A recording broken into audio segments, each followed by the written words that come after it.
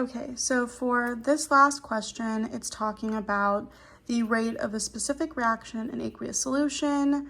We're measuring moles of Hg2Cl2 that precipitate per liter per minute. We're given the reaction, and then we're given a table that provides us the necessary information that we'll need in order to answer these questions. So for the first part, it asks to determine the order of reaction for HgCl2, C2O4, and then the overall.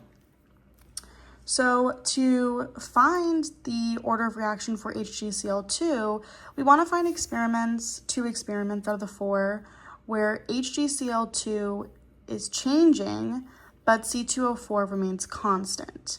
So if we look at experiment 1 and we compare it to experiment 4, we see that HgCl2 goes from 0.15 to 0.05, and for C2O4, it remains constant. So we can use experiments 1 and 4 for HgCl2. So if we start with, H2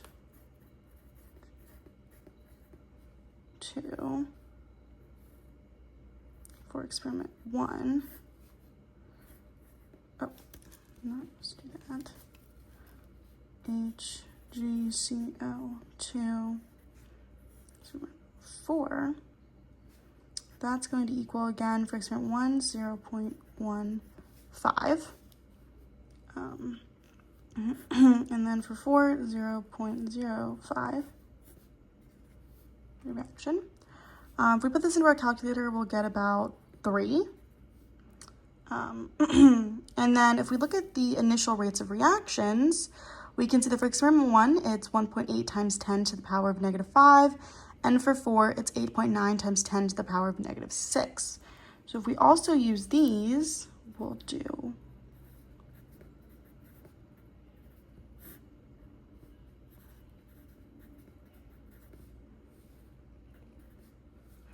and then we can get from this, we plug it into our calculator. I did calculate some of these quicker, so the video goes by faster. For this one, it'll come out to about 2.02. And then, so given this information, we can then solve for M, where we do M equals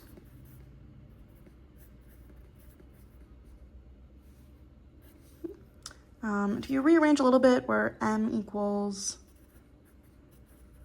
log of 2 or log 3, you'll get an answer of about 0.68. And then if we look at for C2O4, we want the same thing as before. We want experiments where C2O4 is changing, but HgCl2 this time is the one that's remaining constant. So if we look at them, the only one that really changes is when it goes from 0.30 to 0.15 for 3 to 4. And then HgCl2 does remain constant, so 3 and 4 work for this one. So if we start off with the same as we did before, you can see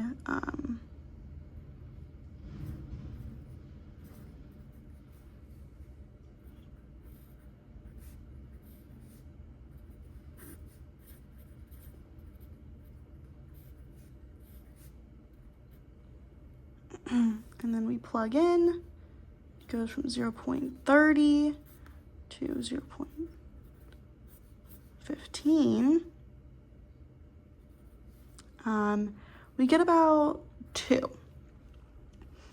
And then if we look again at our initial rates, we go from 7.1 times 10 to the power of -5 to 8.9 times 10 to the power of -6.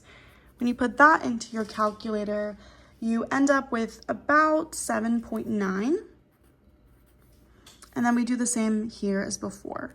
So M equals log 2 of 7.9, which ends up equaling to about 3.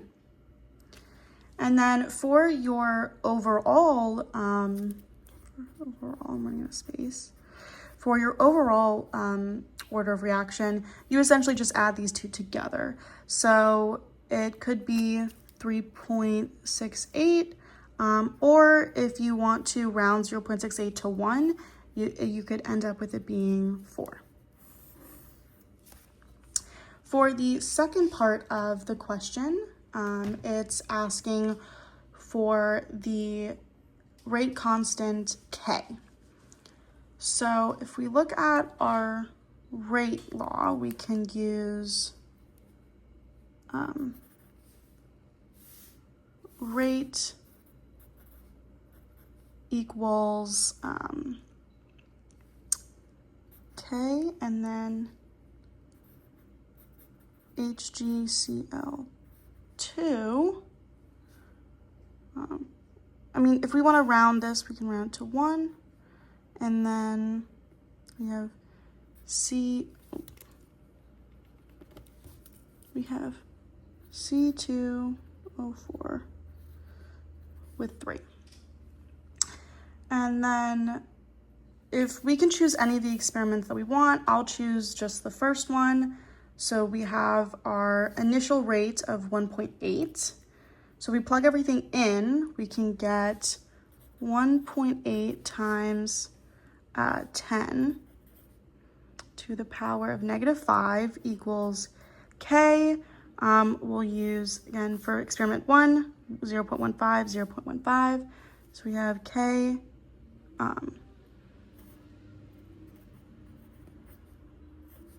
use 1, and then for C2O4, it's also 0.15, but for 3. And then you essentially just begin to solve. So this would equal K, if you want to put it in scientific notation, just because it's a long decimal, K point, 5.0625 times 10 to the power of -4. And then from there, you just basically rearrange to where you can get K on its own side. You get 1.8 times 10 to the power of -5 over 5.0625 times 10 to the power of -4.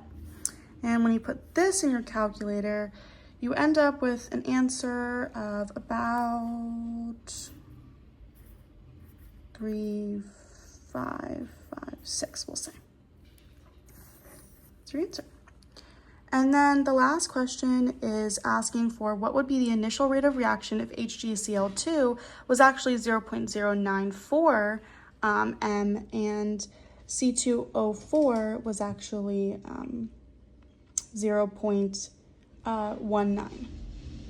So if we do our rate of, if we say that our rate equals 0.03556-ish from this one times 0.094 to 1, and then 0.19 to 3, we essentially are able just to start solving. So our rate will equal 0.193 equals about 0.006859. So the rate